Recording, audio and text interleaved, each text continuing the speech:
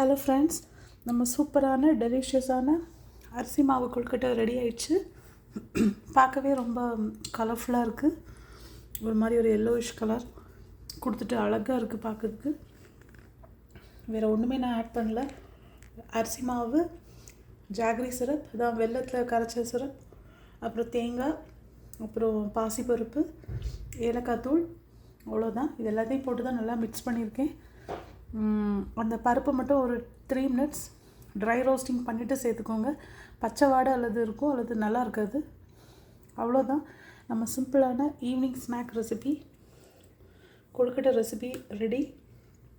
இதை எல்லோரும் நீங்களும் செஞ்சு இது மாதிரி செஞ்சு உங்கள் கிட்ஸ்க்கும் ஹெல்த்தியாக கொடுங்க, என்ஜாய் பண்ணுங்கள். நீங்களும் ஹெல்த்தியாக சாப்பிடுங்க. கூடிய மட்டும் நம்ம கெமிக்கல் ஃப்ரீ ஃபுட்டை அவாய்ட் பண்ண ட்ரை பண்ணலாம். இதெல்லாம் எந்த கெமிக்கல்ஸுமே இல்லை, நல்ல ஃபுட்டு தான். ஸோ இந்த மாதிரி கில்ட் ஃப்ரீ ஃபுட்டு நம்ம ப்ரிப்பேர் பண்ணி சாப்பிடலாம். ஓகே ஃப்ரெண்ட்ஸ், பாய், டேக் கேர்.